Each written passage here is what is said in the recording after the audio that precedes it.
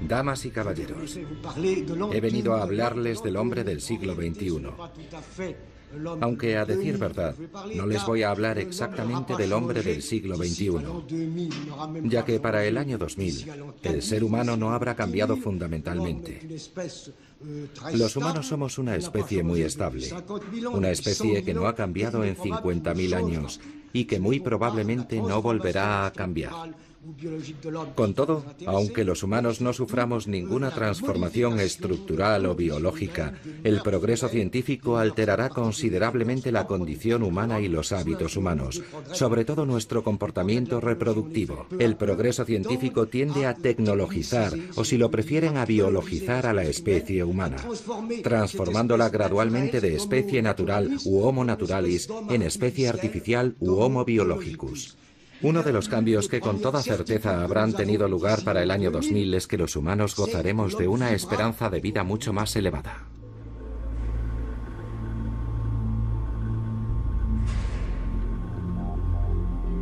En 1958, el biólogo francés Jean Rostand predijo el advenimiento del hombre biónico, un ser dotado de propiedades mejoradas que podría ser reparado como una máquina y jamás envejecería.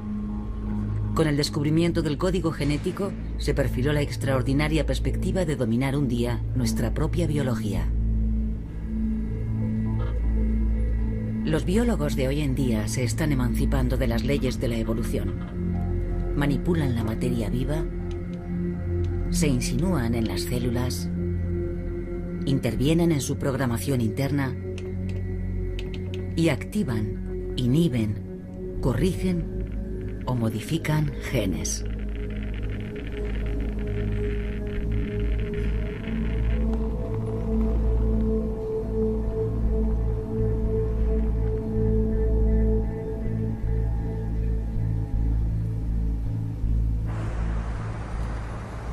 La genética es la clave para comprender la biología del ser humano, y la carrera para desvelar sus secretos no cesa de acelerarse.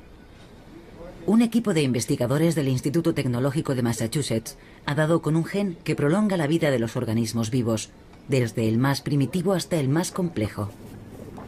Este gen ha sido activado en laboratorio sometiendo a un grupo de ratones a una rigurosa dieta. Podría tratarse del gen que condiciona la longevidad.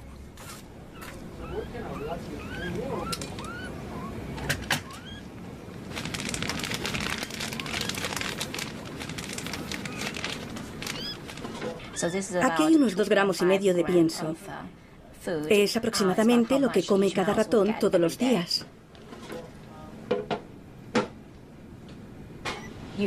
Por lo general están muy hambrientos y, como se puede imaginar, han perdido peso. Están flacos, tienen poca glucosa en la sangre, poca insulina, pocos triglicéridos y poco colesterol, así que este régimen es muy beneficioso para su salud.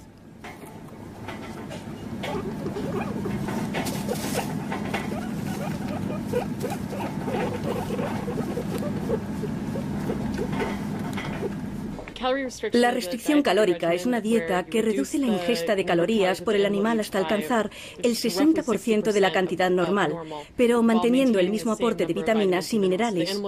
El animal no está malnutrido, solo ingiere menos calorías. Esto aumenta drásticamente su esperanza de vida y además lo hace más resistente a toda clase de enfermedades, incluyendo algunos tipos de cáncer, la diabetes o la obesidad, así como algunas enfermedades neurodegenerativas. Hace ya algún tiempo que hicimos este fascinante hallazgo. Creo que es, con diferencia, la forma más eficaz que tenemos de alargar la vida de un ratón o una rata. Pero lo que nos faltó todos estos años era comprender cómo funcionaba. ¿Cómo es posible que una dieta regule la edad y la esperanza de vida? La hipótesis según la cual el gen SIRT2 y otros relacionados podrían ser los responsables de que la dieta baja en calorías sea tan beneficiosa es una perspectiva muy emocionante.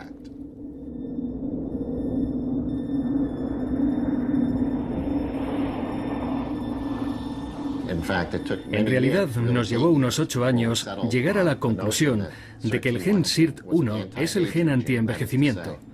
Es decir, que si aumentamos la actividad de este gen, las células viven más tiempo y si la disminuimos, viven menos.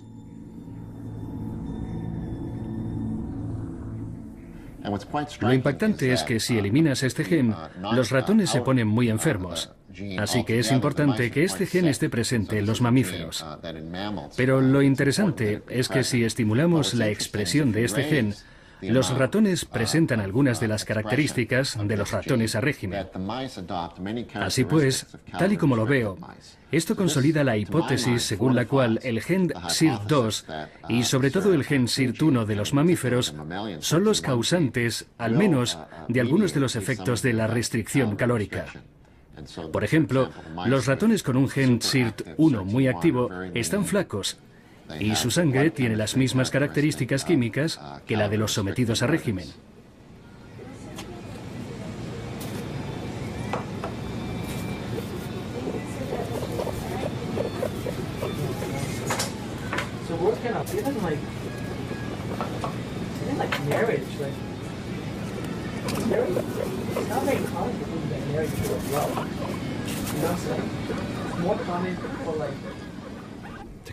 Para seguir por ese camino, sería interesante desarrollar un menú de medicamentos para las sirtuinas.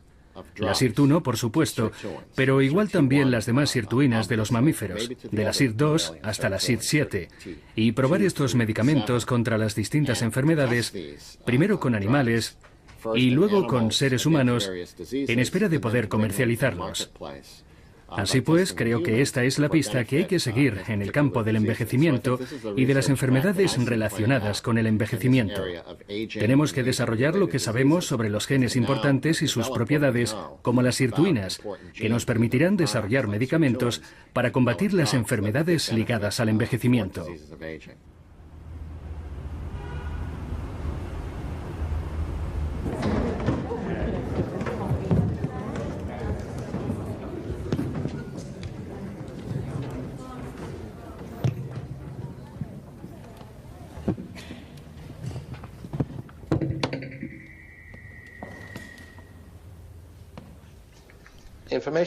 La tecnología informática duplica su potencia cada año. Les doy un ejemplo. Cuando yo estudiaba en el Instituto Tecnológico de Massachusetts, teníamos un ordenador que ocupaba un espacio mayor que esta sala de conferencias en la que se encuentran ustedes. Había costado 11 millones de dólares, lo compartíamos miles de alumnos y realmente era el ordenador más avanzado de todas las universidades de Estados Unidos. Pues bien, el ordenador que tienen hoy en su teléfono móvil es 1000 veces más potente. Y lo mismo ocurre con las tecnologías y las ciencias biológicas. Apenas estamos empezando a comprender la biología. Es cierto que hemos recopilado el genoma humano, pero aún estamos muy lejos de comprenderlo del todo y de poder manipular genéticamente el funcionamiento del genoma o el cerebro o la forma en que un proceso biológico determinado puede degenerar en enfermedad.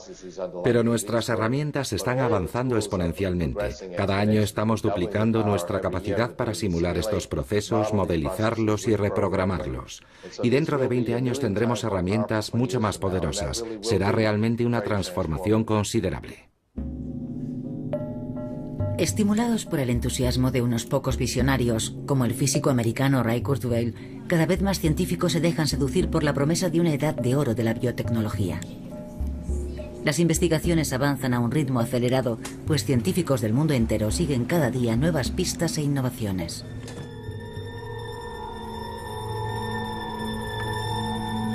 Estamos asistiendo al nacimiento de un campo revolucionario en la medicina regenerativa, que tal vez contribuya algún día a revertir el proceso de envejecimiento.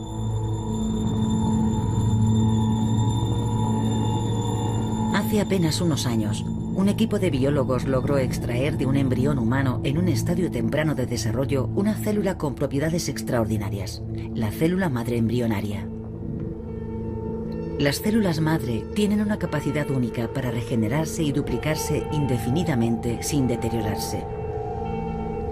No solo son capaces de vivir para siempre, sino que pueden diferenciarse, es decir, transformarse en cualquier tipo de célula de un organismo.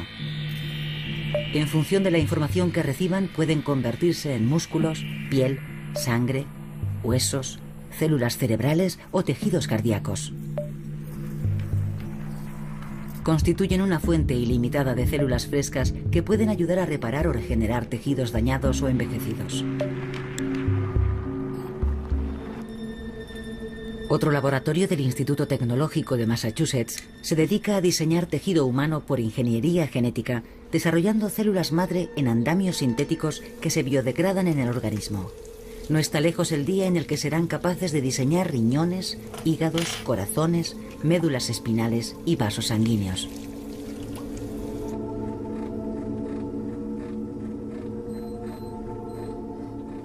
Hay varias fases en el proceso de fabricación de un tejido o un órgano. La primera consiste en desarrollar las células, obtener el tipo de célula deseado.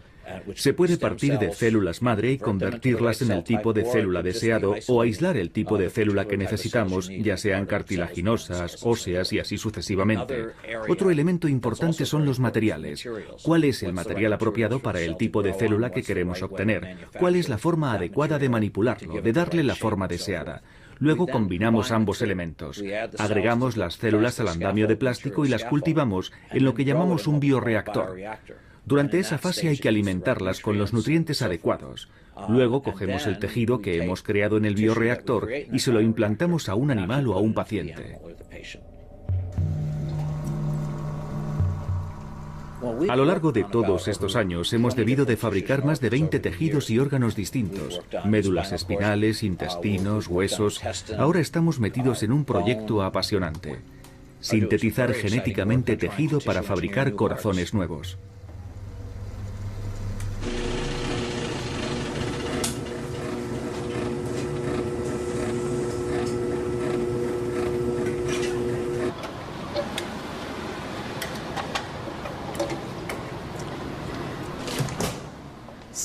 Estas son algunas muestras de andamios que hemos fabricado para diferenciar células madre, sobre todo para regenerar huesos. Estos andamios están diseñados para ser biodegradables, lo cual significa que a la larga se degradan y pueden ser absorbidos por el cuerpo. Lo más importante de todo es que la forma puede ser moldeada y adoptar cualquier aspecto que queramos darle. El mismo material puede adoptar, por ejemplo, la forma de una oreja, una nariz o una barbilla. Fabricar una porción de tejido se parece mucho a la construcción de una casa. Las células son como los ladrillos con los que hacemos el tejido, y los andamios proporcionan el soporte estructural, al menos en un principio. Una de las tecnologías de las que disponemos es la llamada microfabricación. Hemos logrado emplear la misma tecnología que se usa con los microchips para desarrollar estructuras en una escala microscópica. La unidad de medida es el micrón, y la hemos aplicado a la manipulación de biomateriales. Esto de aquí es un molde de silicona que imita la circulación de los vasos sanguíneos que tenemos usted y yo en el cuerpo. A partir de este molde, vamos a hacer otro molde con polímeros y biomateriales especiales que luego nos servirá para imitar los vasos sanguíneos que tenemos en el cuerpo. Tengo uno de esos polímeros aquí. Este polímero es muy flexible, igual que algunos de los tendones y ligamentos que tenemos en el cuerpo. Otro aspecto importante de estos biomateriales es que son biodegradables. Esto significa que podemos implantarle estos materiales a alguien en el cuerpo y con el paso del tiempo se degradarán y acabarán desapareciendo.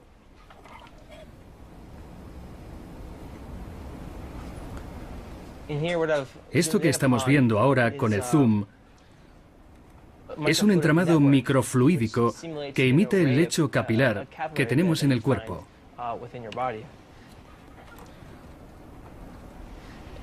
Si nos acercamos más, podemos ver unos canales que, al igual que los capilares, se extienden por todo el organismo para irrigar y alimentar las células.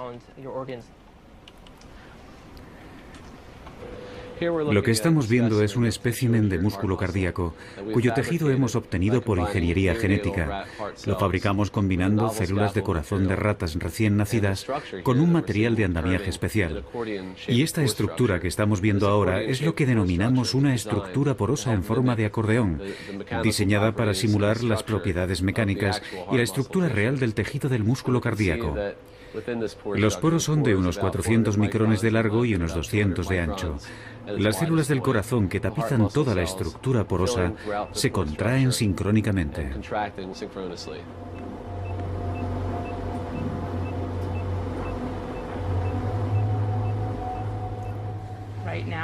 Ahora mismo estamos empezando por lo más sencillo. Un pequeño parche cardíaco que se puede aplicar a una zona dañada por un infarto o un injerto vascular que se puede colocar en una aorta u otra parte del corazón. Hay otros equipos fabricando válvulas de tejido obtenido por ingeniería genética. A largo plazo, tal vez se pueda contemplar combinar estos proyectos y reparar un órgano entero, pero eso será más adelante. Nuestro objetivo a largo plazo es llegar a fabricar tejidos y órganos para cualquier paciente que los necesite. Por ejemplo, si alguien necesita un hígado nuevo, un corazón nuevo o un pulmón nuevo, bastaría con fabricarle uno. Es como una fábrica de órganos donde puedes producir un órgano y luego cogerlo de una estantería para trasplantárselo a alguien y así proporcionarle un hígado nuevo, un corazón o un pulmón.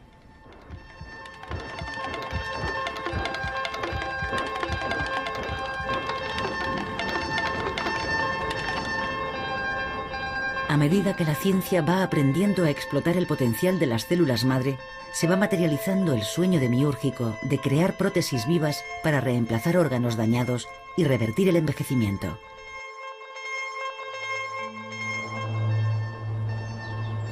El genetista inglés Aubrey de Grey, de la Universidad de Cambridge, ha elaborado una radical teoría sobre la forma de ampliar la esperanza de vida humana. Asegura que el envejecimiento es una enfermedad curable como cualquier otra y que la muerte no es inevitable. Este polémico científico es uno de los pocos que defienden la hipótesis de la inmortalidad. Estoy convencido de que es probable que la primera persona que llegue a los 1000 años haya nacido ya. Diría que hay una probabilidad del 80%. Diría incluso que hay una probabilidad de un 50% de que la primera persona en llegar a los 1000 años tenga ahora 40 o 50 años. Ya sabemos que en principio se puede reparar el envejecimiento, sencillamente porque sabemos que el cuerpo humano es una máquina. Es una máquina realmente complicada y no tenemos los planos, como para las máquinas fabricadas por el hombre, pero sigue siendo una máquina. Esto significa que su esperanza de vida funcional puede ser aumentada indefinidamente si la reparamos y nos ocupamos de su mantenimiento con el suficiente cuidado. Solo nos queda por descubrir la forma de llevar a cabo, concretamente, las estrategias de reparación y mantenimiento para desarrollar las tecnologías adecuadas.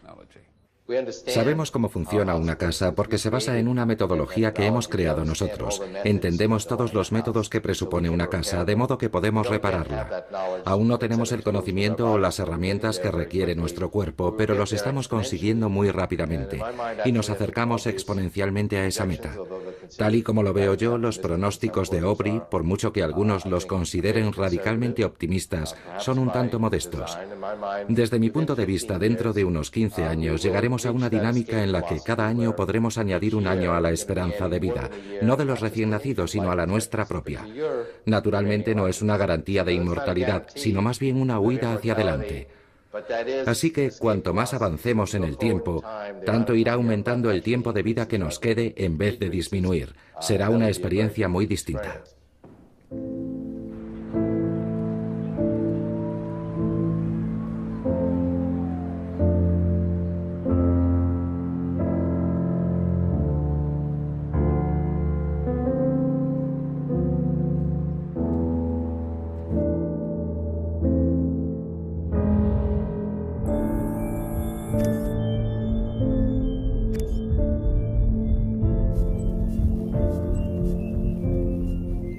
Según los pronósticos más utópicos, la humanidad se dotará de medios para mejorar sus facultades, interviniendo directamente en el sistema biológico de su cuerpo mediante las tecnologías más recientes. Pronto, reprogramar nuestra bioquímica será tan fácil como reprogramar un ordenador. La tecnología de lo infinitamente pequeño está produciendo ya los primeros prototipos que podrán ser empleados en la nanomedicina. Máquinas del tamaño de moléculas que operarán directamente el cuerpo humano desde dentro y administrarán los medicamentos directamente a las células. Para los nanobiólogos, estas máquinas moleculares van a revolucionar el futuro de la medicina. Pronto no habrá una sola enfermedad que se escape de su campo de acción.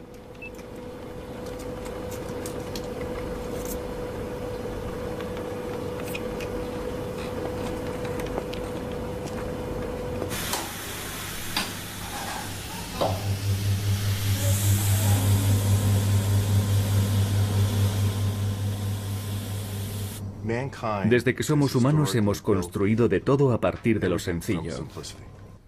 Siempre hemos construido lo complejo a partir de lo sencillo.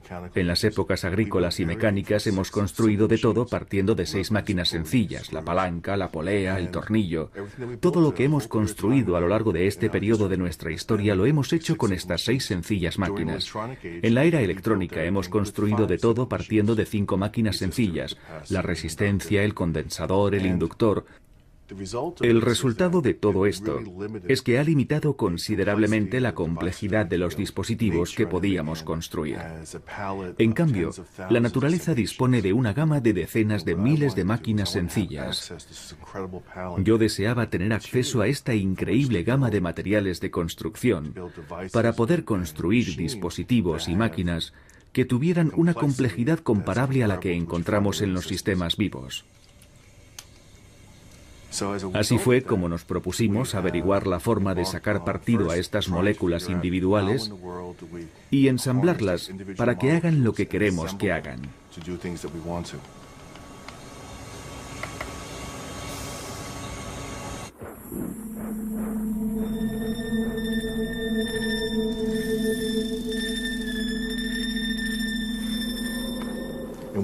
Lo que están viendo es uno de los primeros dispositivos que hemos fabricado. Mide apenas 125 micrones y se alimenta de la energía de estas células, que son de corazones de crías de rata. Se impulsan con células madre cardíacas.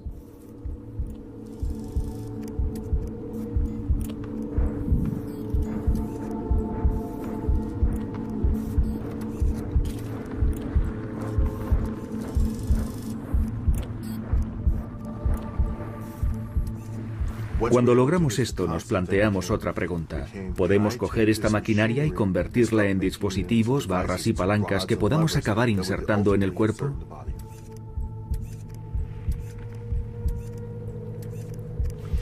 Trabajar con este tipo de material es muy emocionante, pero queríamos ahondar más en la fisiología de los organismos vivos. Queríamos ser capaces de fabricar dispositivos que pudiéramos insertar en el nivel más básico de los organismos vivos. Empezamos a trabajar con una molécula llamada ATP sintasa, que es como la central eléctrica de la célula. Funciona como una barra que va girando y accionando unos cilindros.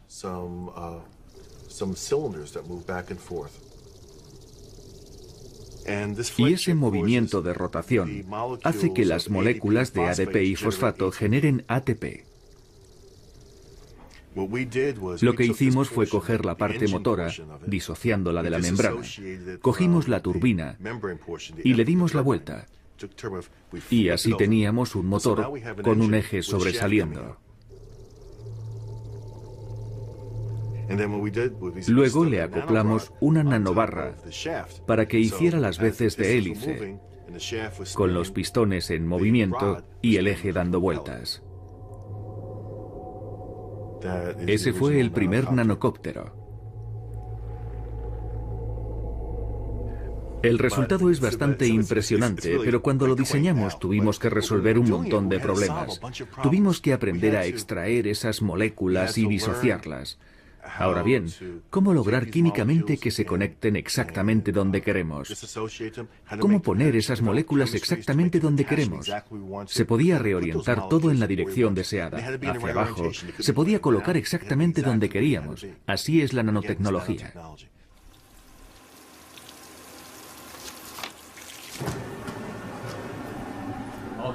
Vale, ¿cuánto? Bueno, algo entre 1 y 100. Entre 1 y 100, vale. Supongo que alcanzará los 100 microlitros. No, quería decir entre 1 y 100 miligramos. Vale. La concentración viene aquí, así que puedes hacer el cálculo. Vale, eso haré. Muy bien, gracias.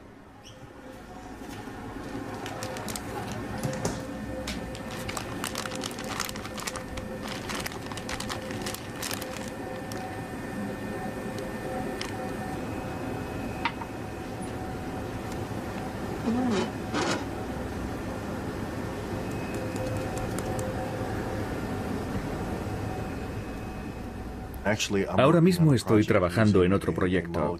Estamos usando una molécula llamada Phi29. Es como un motor de ARN. Es el motor que usan los virus para almacenar el ADN dentro de la cápside vírica.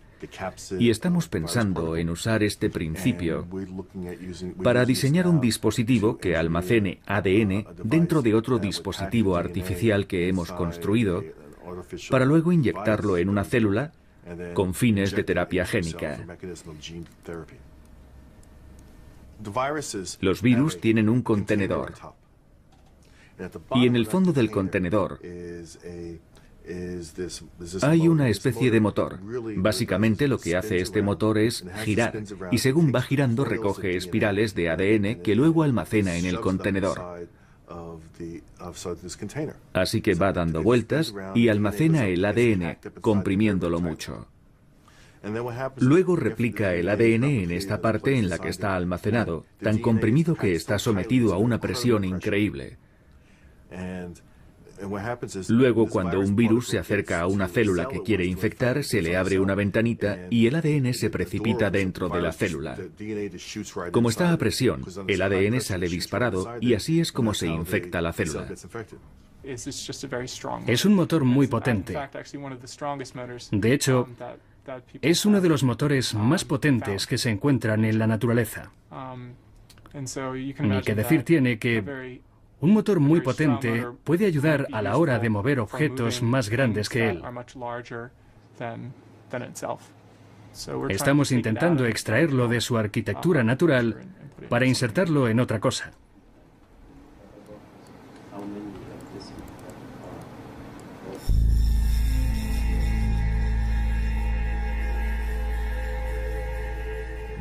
El hecho de trabajar con sistemas híbridos, sistemas que combinan elementos vivos y no vivos, nos da la oportunidad de diseñar dispositivos que se incorporen perfectamente a los sistemas vivos. Lo que estoy tratando de hacer es diseñar materiales y dispositivos que puedan colocarse dentro de una persona y formar parte de su ciclo vital, que se integren a su flujo energético, a su fisiología, y así pasen a formar parte de esa persona. En vez de ser una caja antiestética que le metemos a alguien, lo que intentamos es diseñar un componente que desempeñe una función y que una vez colocado dentro de un individuo no se pueda distinguir de su organismo, que la unión no tenga costuras y ambos parezcan confundirse.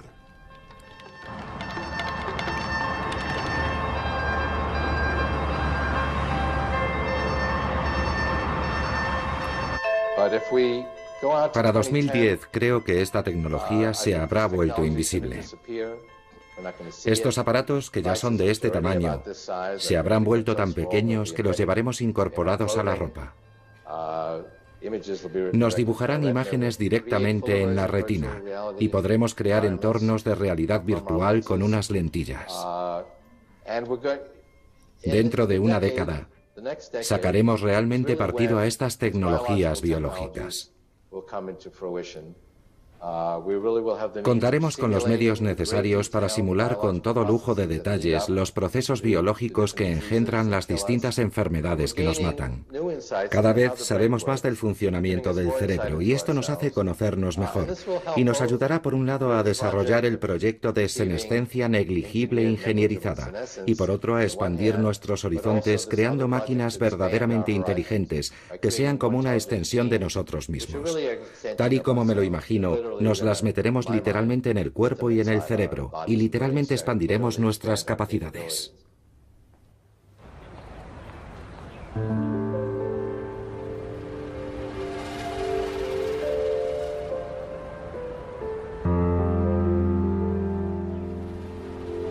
Los avances más recientes de la neurociencia nos permiten contemplar perspectivas emocionantes, aunque un tanto perturbadoras.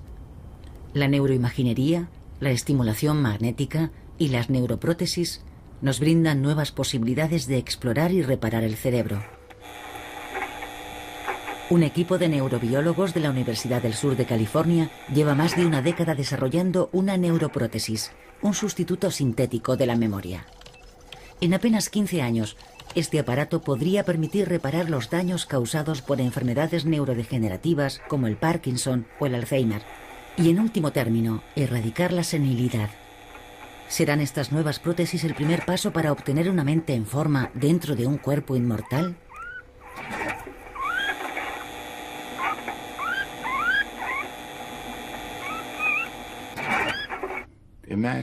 Imagínese que su objetivo fuese comprender la forma en que el cerebro engendra los recuerdos, ¿de acuerdo?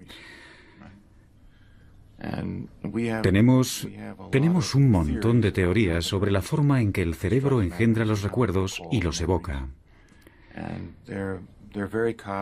Son teorías muy cognitivas, de muy altos vuelos, muy conceptuales. Ahora bien, ¿cómo podemos partir de esa comprensión conceptual del cerebro? No estoy diciendo que no esté bien, probablemente sea muy correcta, pero ¿cómo podemos partir de esa comprensión conceptual del cerebro y reducirla a un microchip?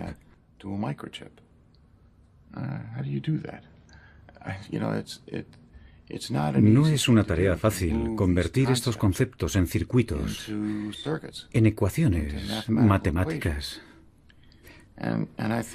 De hecho, hay quien cree que tratar de fabricar neuroprótesis para la memoria o la cognición es cosa de locos.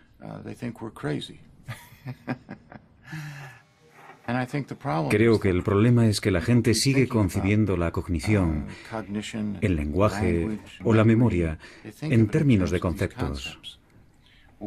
¿Por qué no concebirlos en términos de procesamiento de señales? A eso se dedica, en última instancia, el cerebro. A eso se dedican las neuronas. Reciben señales eléctricas, las modifican y producen a su vez más señales.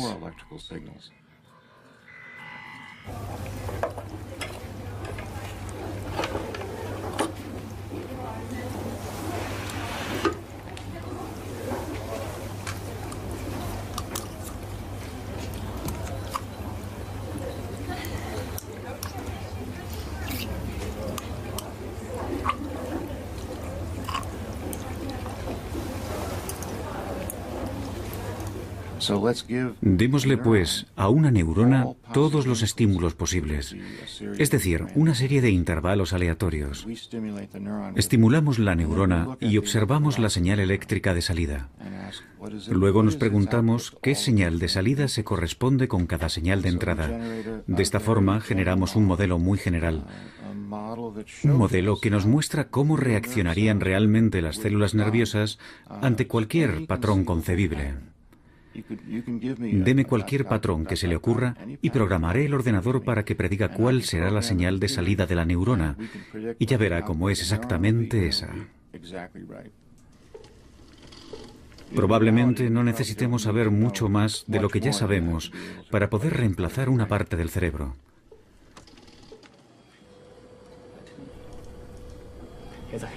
Esto es un corte de hipocampo, tiene 3 regiones. La señal parte de aquí y va hasta C3 y se propaga desde C3 hasta C1. De modo que si efectuamos un corte entre ambas regiones, como hemos hecho aquí, y enviamos un estímulo, seguirá habiendo actividad en esta región, pero no observaremos ninguna respuesta en C3 o C1 porque estarán dañados. Hicimos esto para recrear lo que le había ocurrido a un paciente que tenía la región C3 dañada.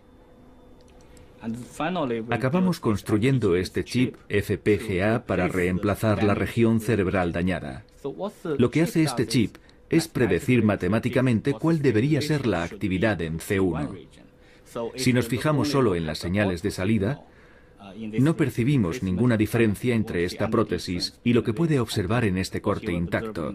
Dicho de otro modo, hemos reemplazado funcionalmente una región C3 dañada con este chip FPGA.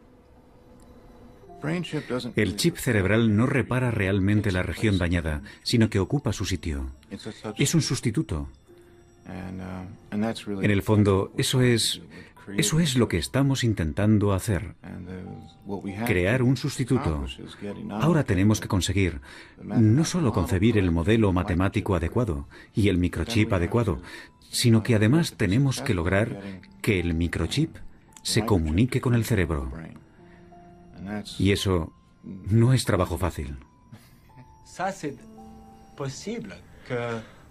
En el futuro, tal vez seamos capaces de reactivar recuerdos olvidados, insertando una neuroprótesis en el lugar adecuado. Pero, ¿y si alguien ha eliminado por completo ciertos recuerdos? ¿Seremos capaces de recrearlos? ¿Seremos capaces de recrear esa información? Eso no lo sé. Lo mismo ocurre con los recuerdos artificiales. En el futuro, ¿podremos, por ejemplo, transferir recuerdos de un individuo a otro? Ya se han hecho películas sobre el tema. ¿Será posible transferir directamente a otro cerebro los recuerdos de alguien a través de un sistema de circuitos integrados? O transferirlos de un cerebro a un circuito integrado y de allí a otro cerebro, y así recrear recuerdos artificiales? Es una pregunta realmente difícil de contestar.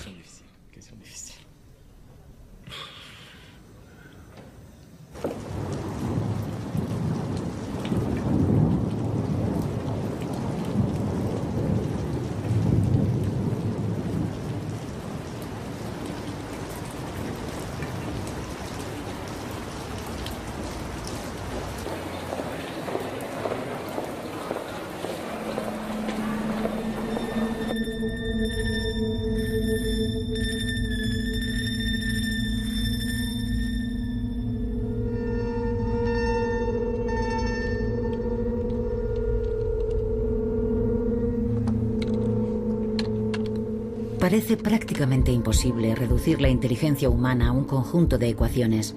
Y sin embargo, un equipo de neurocientíficos del Instituto Federal Suizo de Tecnología está creando un cerebro virtual, una réplica perfecta de un cerebro de rata, con la ayuda de uno de los superordenadores más potentes del mundo.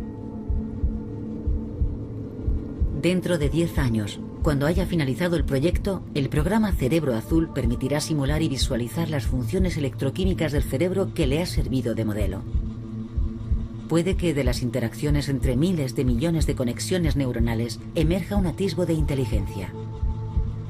Los investigadores esperan que este simulador de cerebro les ayude a desvelar el secreto de la conciencia humana.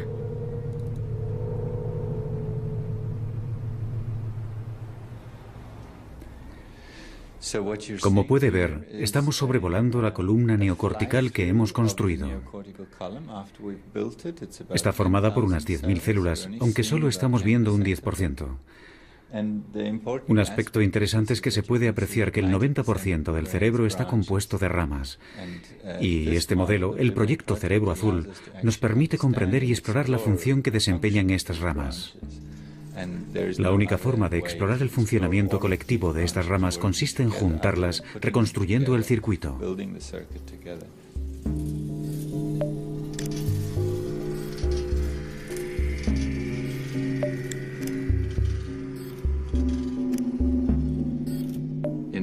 En último término, es este módulo, este procesador, lo que nos permitirá comprender la inteligencia humana.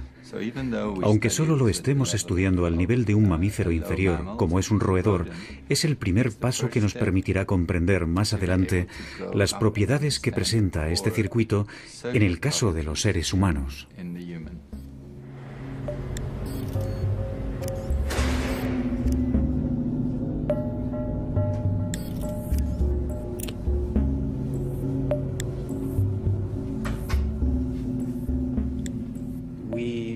Tenemos un equipo increíble en el laboratorio para grabar la actividad de las neuronas individuales. Inyectamos un colorante en las neuronas y usamos mediciones biológicas para reconstruir la estructura tridimensional de las neuronas, el comportamiento eléctrico de las neuronas. Disponemos de una serie de estímulos que aplicamos para determinar cómo responde una neurona a un estímulo determinado. Luego los combinamos para construir un modelo individual de una neurona. Y las disponemos de tal forma que ocupen el volumen de una columna neocortical para que se correspondan con las observaciones biológicas de la posición de estas neuronas en las distintas capas del córtex. Primero hacemos preparados in vitro. Esto quiere decir que cogemos cortes de cerebro que luego hay que preparar. Cogemos un cerebro, lo congelamos y luego cortamos una loncha. La dejamos en reposo, la colocamos en el portaobjetos y la ponemos en el microscopio. Una vez hemos colocado el corte en el microscopio, montamos el electrodo con una pipeta de cristal. Una pipeta lo bastante fina como para poder penetrar en la membrana de la célula. De esta forma establecemos un contacto eléctrico con el interior de la célula.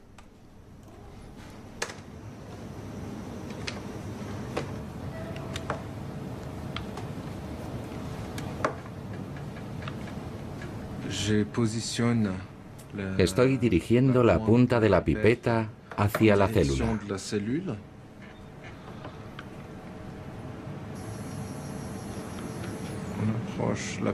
Estoy acercando la pipeta a la célula.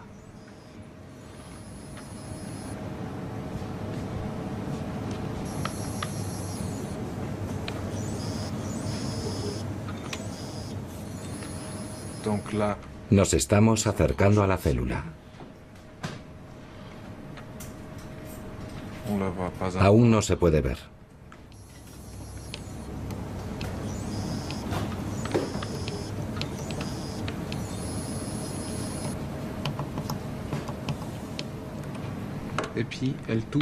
Ahora está tocando la superficie de la membrana. La pipeta está tocando la membrana. Ya podemos empezar a grabar la actividad celular. Esto nos proporciona una herramienta para simular experimentos que han sido llevados a cabo en el laboratorio y comparar directamente con la realidad los resultados del modelo.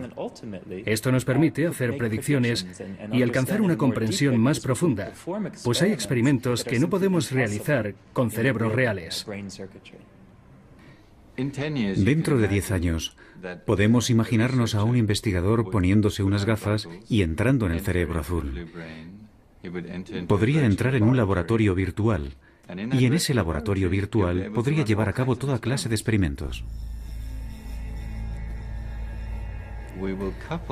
Acoplaremos el cerebro, por ejemplo, a un ente virtual, un alter ego virtual dotado de un cerebro azul, controlado por un superordenador. No solo se podrá conectar a un alter ego virtual, sino también a un robot. Así se podrá tener un robot físico interactuando con el mundo a través de un sistema de cámaras y grabadoras. Toda esa información sería inyectada en el cerebro y luego mandaría órdenes para conducir al robot. Si lo construimos mal, el robot no funcionará, se caerá al suelo, no será capaz de hacer nada coherente ni de comunicarse. Será incapaz de comportarse de forma inteligente.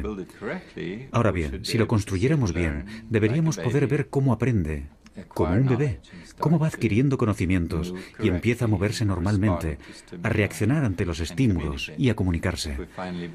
Si acabamos construyendo un cerebro humano, debería ser capaz de hablar, debería poder hablar un idioma, deberíamos poder enseñarle un idioma, igual podríamos enseñarle varios. Luego, a medida que le vayamos enseñando a hablar, podremos ver a dónde va el lenguaje, cómo se va incorporando. ¿Está repartido por todo el cerebro o está muy localizado? podremos plantear cuestiones muy importantes sobre el proceso de formación del lenguaje. Podremos seguir paso a paso el proceso del lenguaje a medida que se va produciendo y comprender esa especie de grabadora que se pone en marcha en nuestra boca cuando hablamos, cómo nos vienen las palabras, de dónde proceden y dónde está la mente, dónde empieza. Cuando digo que quiero hacer esto o aquello, ¿qué es lo que motiva mi frase? Así pues, con este tipo de tecnologías seremos capaces de profundizar en los orígenes mismos del pensamiento.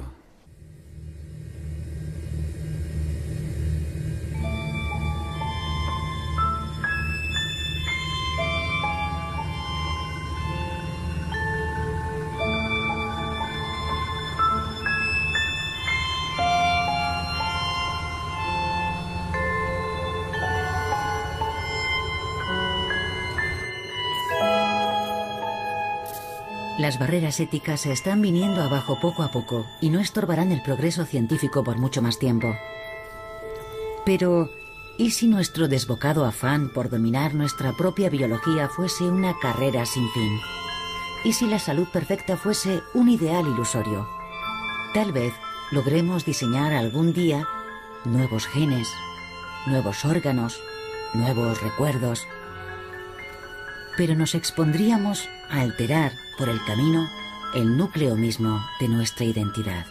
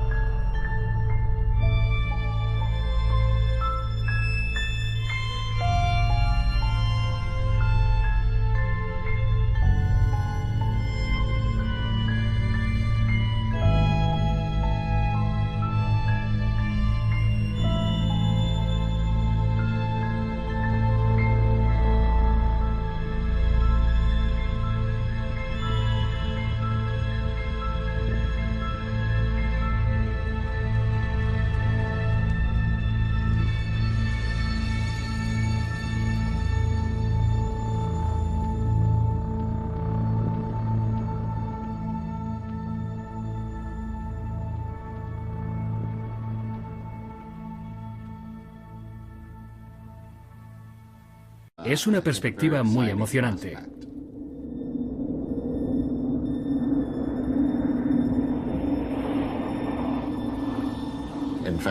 En realidad, nos llevó unos 8 años llegar a la conclusión de que el gen SIRT1 es el gen antienvejecimiento.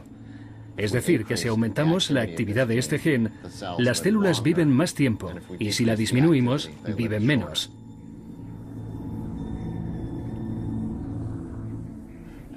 Lo impactante es que si eliminas este gen, los ratones se ponen muy enfermos. Así que es importante que este gen esté presente en los mamíferos. Pero lo interesante es que si estimulamos la expresión de este gen, los ratones presentan algunas de las características de los ratones a régimen. Así pues, tal y como lo veo, esto consolida la hipótesis según la cual el gen SIRT2 y sobre todo el gen SIRT1 de los mamíferos son los causantes, al menos, de algunos de los efectos de la restricción calórica. Por ejemplo, los ratones con un gen SIRT1 muy activo están flacos y su sangre tiene las mismas características químicas que la de los sometidos a régimen.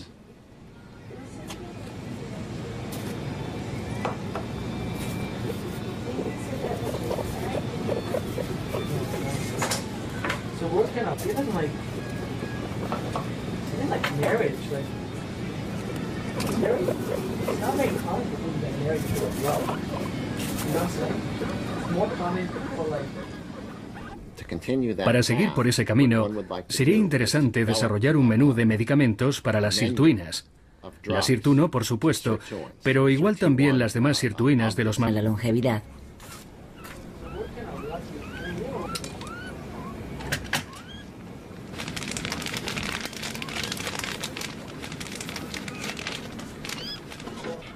Aquí hay unos 2,5 gramos de pienso.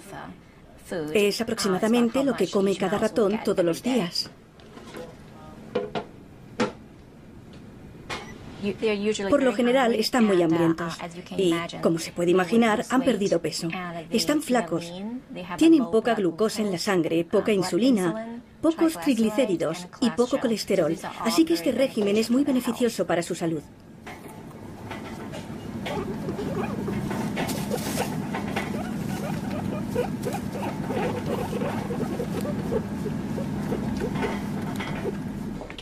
La restricción calórica es una dieta que reduce la ingesta de calorías por el animal hasta alcanzar el 60% de la cantidad normal, pero manteniendo el mismo aporte de vitaminas y minerales.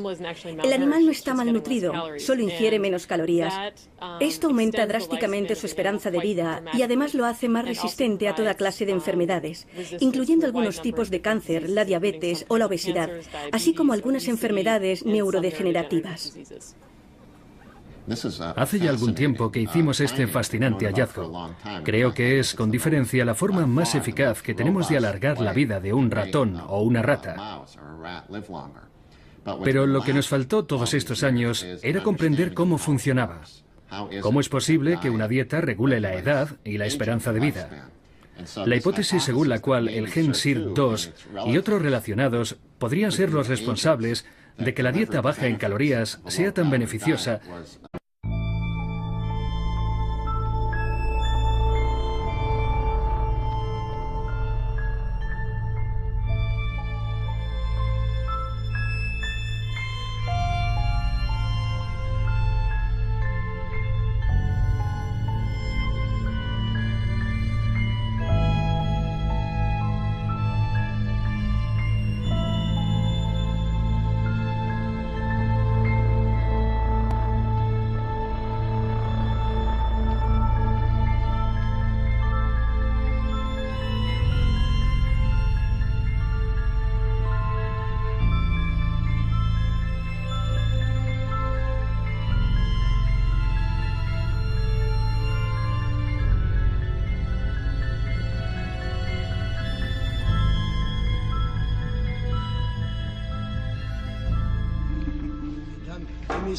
Damas y caballeros, he venido a hablarles del hombre del siglo XXI. Aunque, a decir verdad, no les voy a hablar exactamente del hombre del siglo XXI, ya que para el año 2000 el ser humano no habrá cambiado fundamentalmente. Los humanos somos una especie muy estable, una especie que no ha cambiado en 50.000 años y que muy probablemente no volverá a cambiar. Con todo, aunque los humanos no suframos ninguna transformación estructural o biológica, el progreso científico alterará considerablemente la condición humana y los hábitos humanos, sobre todo nuestro comportamiento reproductivo. El progreso científico tiende a tecnologizar, o si lo prefieren, a biologizar a la especie humana, transformándola gradualmente de especie natural u Homo naturalis en especie artificial u Homo biologicus. Uno de los cambios que con toda certeza habrán tenido lugar para el año 2000 es que los humanos gozaremos de una esperanza de vida mucho más elevada.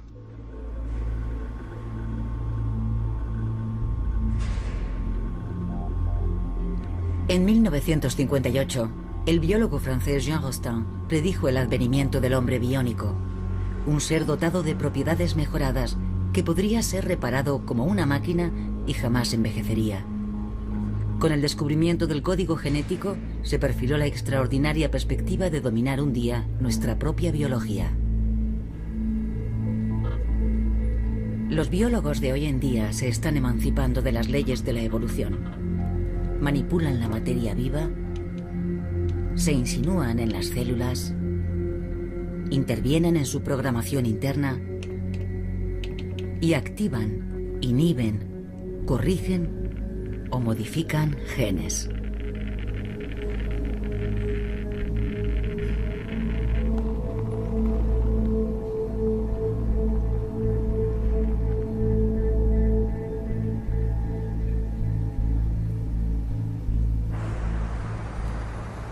La genética es la clave para comprender la biología del ser humano, y la carrera para desvelar sus secretos no cesa de acelerarse. Un equipo de investigadores del Instituto Tecnológico de Massachusetts ha dado con un gen que prolonga la vida de los organismos vivos, desde el más primitivo hasta el más complejo. Este gen ha sido activado en laboratorio sometiendo a un grupo de ratones a una rigurosa dieta. Podría tratarse del gen que condiciona mamíferos, de la SID2 hasta la SID7, y probar estos medicamentos contra las distintas enfermedades, primero con animales y luego con seres humanos, en espera de poder comercializarlos. Así pues, creo que esta es la pista que hay que seguir en el campo del envejecimiento y de las enfermedades relacionadas con el envejecimiento. Tenemos que desarrollar lo que sabemos sobre los genes importantes y sus propiedades, como las sirtuinas, que nos permitirán desarrollar medicamentos para combatir las enfermedades ligadas al envejecimiento.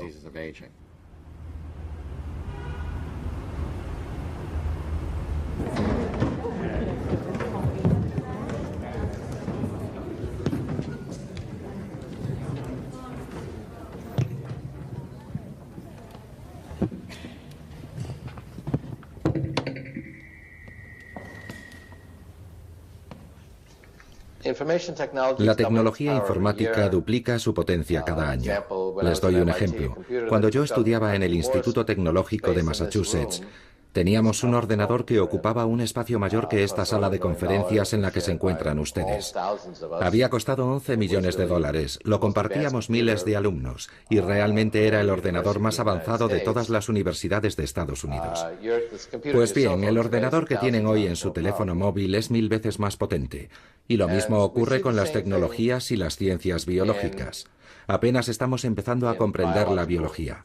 Es cierto que hemos recopilado el genoma humano, pero aún estamos muy lejos de comprenderlo del todo y de poder manipular genéticamente el funcionamiento del genoma o el cerebro o la forma en que un proceso biológico determinado puede degenerar en enfermedad.